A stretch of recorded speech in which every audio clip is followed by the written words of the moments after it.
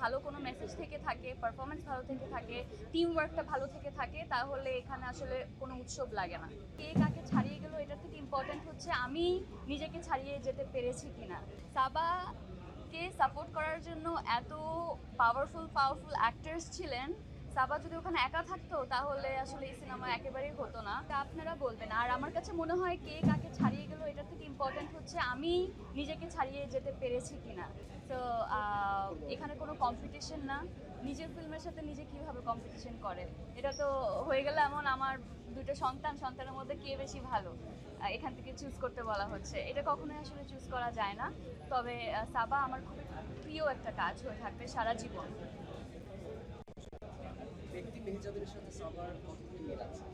কোনো মিল নেই বলেই আসলে আমি এই কাজটা করেছি। এবার মতো একটা চরিত্র করাই আমার কাছে অনেক Risky। সাহসী একটা কাজ মনে হয়েছিল। সেটা যেহেতু করতে পেরেছি, তো এটা কখন রিলিজ হচ্ছে সেটা নিয়ে আসলে আমরা অত বেশি ওয়ারিড ছিলাম না। যে কোনো গল্প আসলে সেটার মধ্যে যদি দম থেকে থাকে, যদি ভালো কোনো মেসেজ থেকে থাকে, পারফরমেন্স ভালো থেকে থাকে, টিম ওয়ার্কটা ভালো থেকে থাকে, তাহলে এখানে আসলে কোনো উৎসব লাগে না। এই কাজটা তো আসলে একটা সিনেমা যখন রিলিজ হয়, ভুল ত্রুটি ভালো মন্দ এটা আপনারা বলবেন। আমি আমার সর্বোচ্চটুকু চেষ্টা করেছি। আমার এই যে পুরো টিম এখানে দাঁড়িয়ে আছে, ওরা তাদের 100% এফর্ট দিয়েছে। আমরা পুরো জিনিসটা যখন থিয়েটারে ছেড়ে দিয়েছি, এটা পুরোটা আপনাদের হাতে দিয়ে দিয়েছি। এখন এটার ভালো দিক মন্দ দিক যেটাই হোক না কেন, সেটা নিয়ে আপনারা লেখালেখি করবেন। দেশের মানুষের সাথে দর্শকদের সাথে বসে সিনেমা দেখলেন, এই অনুভূতিটা কেমন? যখন সবাই খুব উচ্ছ্বসিত ছিল এবং অপরটি মানুষ তাদের আকাঙ্ক্ষার সাথে আপনি আসলে রিলেট করতে পেরেছেন কিনা? I feel very blessed.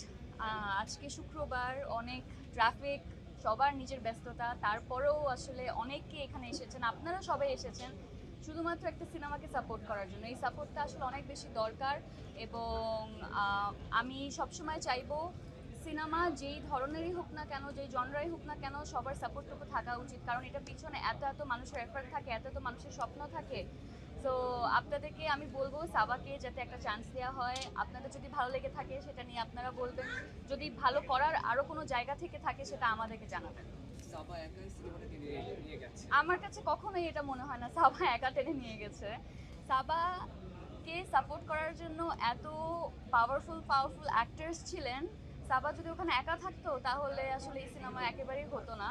এই যে মোস্তফা মনোয়ার ভাইয়া, আমি এই ফিল্মটা করেছি কারণ I wanted to work with হিম।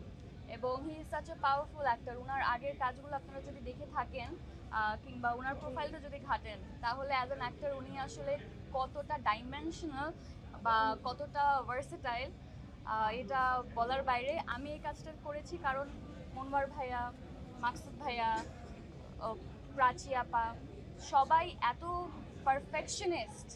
আমি যদি আসলে এই কাজে কোনোভাবে কিছু একটা শিখতে পারি, এটা আমার জন্য একটা বাড়তি পাওয়া।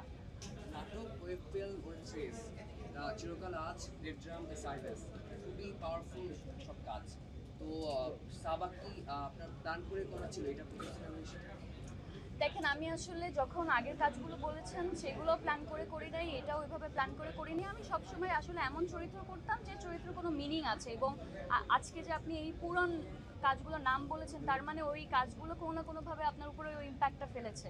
তো আমার কাছে যখন আমি এই সাবার ক্যারেক্টারটা করছিলাম বা পুরো স্টোরিটাই যখন করছিলাম, আমার কাছে মনে হয়েছে আজকে থেকে কয়েক বছর পর হয়তো বা গিয়ে কেউ বলতে পারে মেজেবিন সাবা চরিত্রটা হয়তো বা ভালো করেছে। তো আমার মধ্যে ওই বিশ্বাসটুকু ছিল, তাই আমি চেষ্টা করেছি।